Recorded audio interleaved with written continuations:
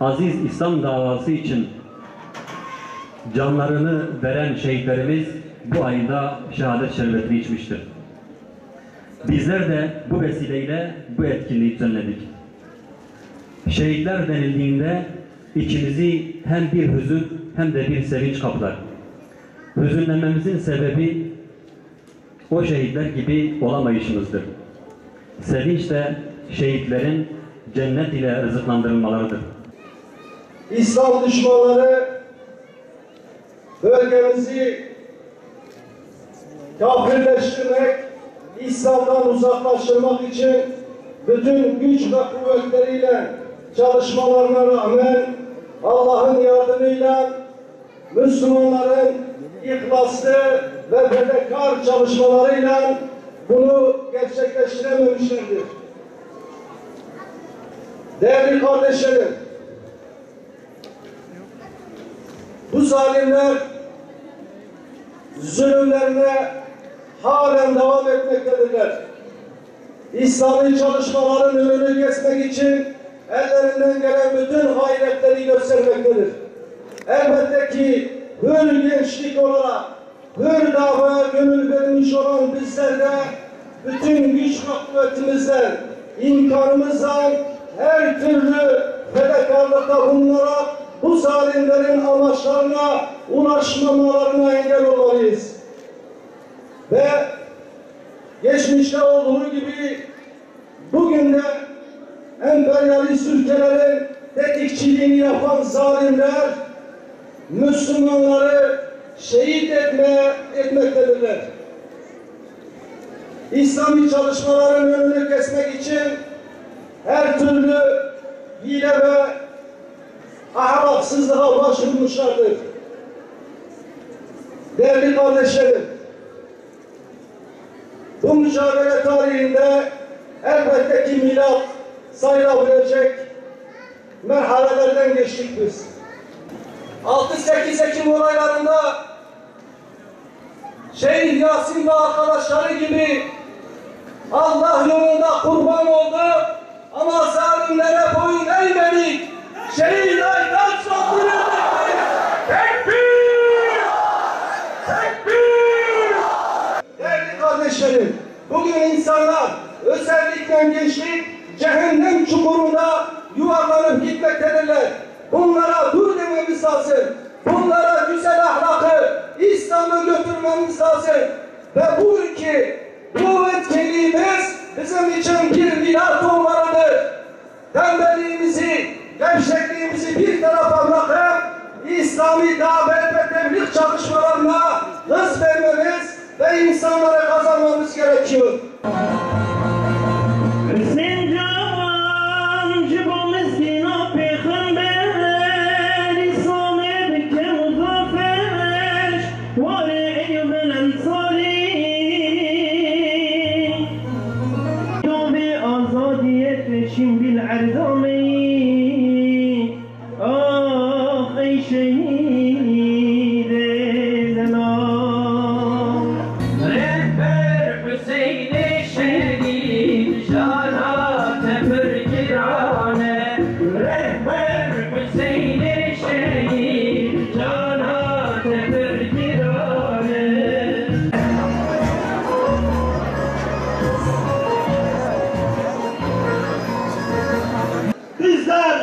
Şehadet yoluna giderken, Allah-u Teala bizden canımızı isterken falan yere kaldırın atın ben alırım demiyor.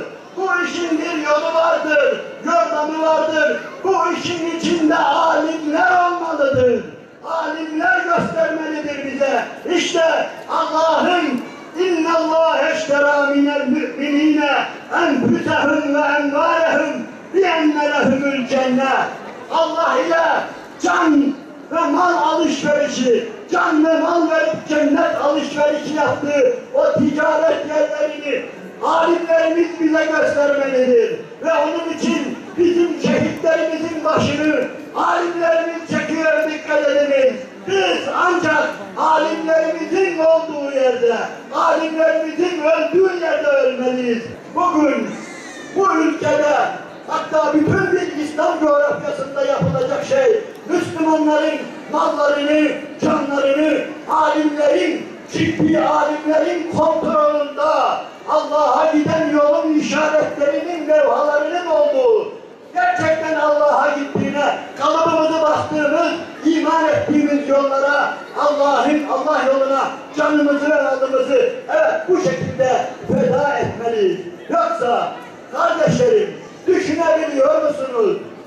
Birileri çıkıyor, her evden bir cenaze parola. En büyük şey bu diyor, dikkat edin. Her evden bir cenaze çıkmalıdır diyor. O öyle gayesine ulaşıyor. Ve neredeyse her evden, bu bölgede her evden bir cenaze çıkmalıdır diyor.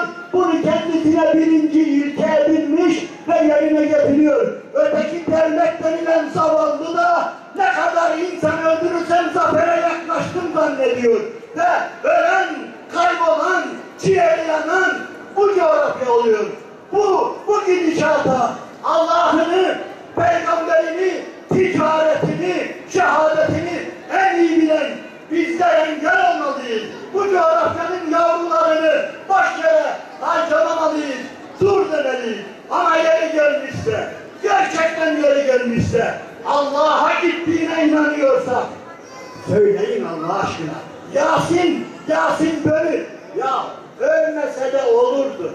Boşu boşuna gitti diyen biri var mı? Bir Aytaç kardeşimiz için söyleyin Allah aşkına. Yani ne yapabilirdik? Var mı tereddüdü olan Allah'a gitmediğine dair? Yüzlerce rüya görüyoruz ve zaten kardeşlerimizin yapacağı da bir şey yoktur. Onun için biz kendimizden eminiz.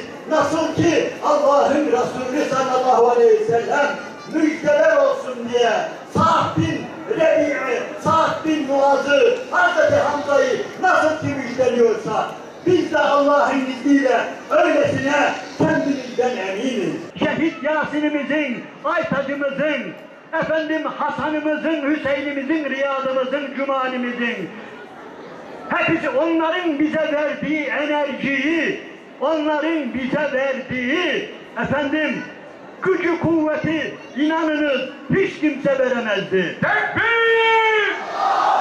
Tekbir! Onun için muhterem kardeşlerim, biz bu enerjiyi istismar etmemeliyiz, çarçur etmemeliyiz.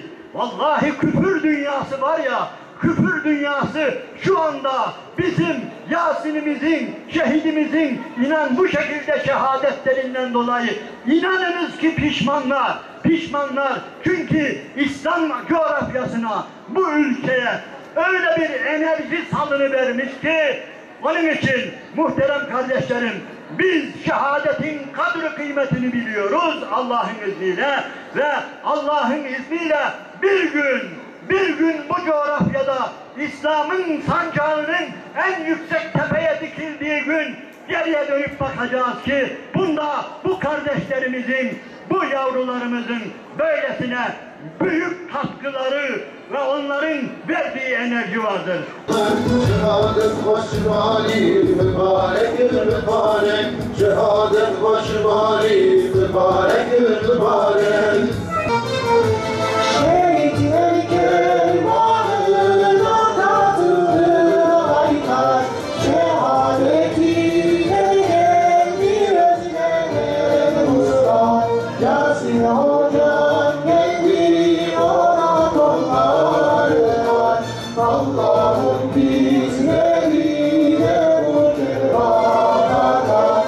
Şehadet asıl recavi iman-ı İslam'a besmiro ehli şeytan, ehli tuğyan, ehli küfar, ehli faiz, ehli ilhadi, cüboy insanına mukabilin, cüboy khordufizine mukabilin, şehir darbe khoramut şehit, halbuki hayat-ı umri vatan, de harf-ı mücadele hem ber Khuda ve hem ber İslam ile vermasuhu.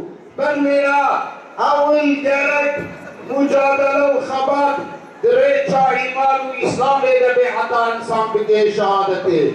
Ha şehida avul bir iman eke bibreyde meşyan. باشی به اسلام تسلیم خدا بود باشی عمل فضیلت کرن اخلاص خوا باشی دردا زبان و خدمت کرن حتی گشتروی مرتبه اگر ایمان تنبت حیات کیدا اگر اسلام تنبت حیات کیدا نممکن کو حیات به حیات شهیدا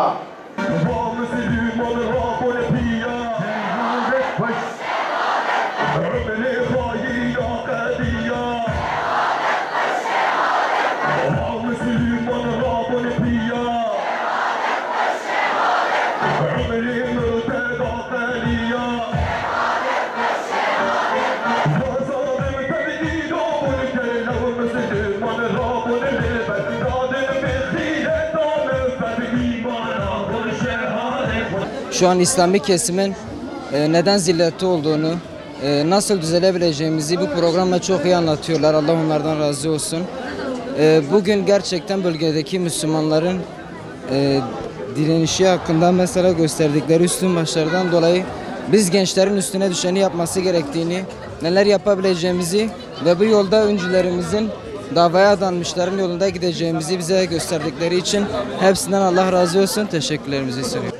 Şehadetin ne olduğunu, şehadetin insanlara ne kazandırdığını öğrenmek ve arkadaşlarıma öğrendiklerimi aktarmak.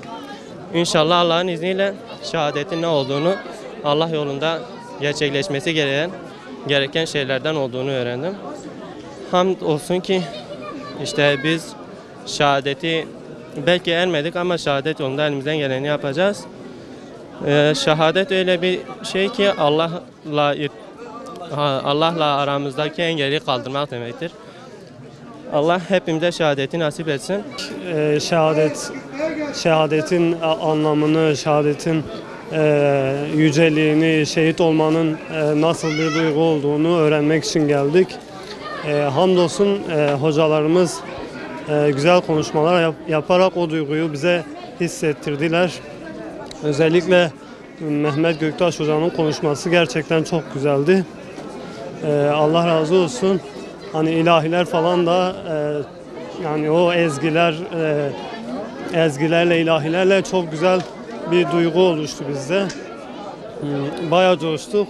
Allah razı olsun emeği geçen herkesten. Etkinlik gerçekten çok güzeldi. Mesela şehitlerimizi anmak ve yeryüzündeki bütün şehitleri anmak gerçekten çok güzeldi. Ve Hüdapar'ın böyle bir etkinlik düzenlediği için Allah onlardan razı olsun.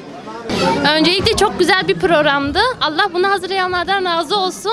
Gençliğin coşkusunu tekrar uyandırdılar. Şehitliğin önemini bize anlattılar. Şehitlerimizin önemini tekrar biz gördük burada. Allahu Teala bu şehitlerin yolunda gidenlerden eylesin ve şehadeti bize de kavuştursun. Ben öncelikle bu etkinliği hazırlayanlardan Allah razı olsun. Ve biz şehitlerimizi zaten hiç unutmuyoruz. Bir hatırladık tekrardan. Hepsini tekrar Allah şehadetlerini kabul etsin inşallah.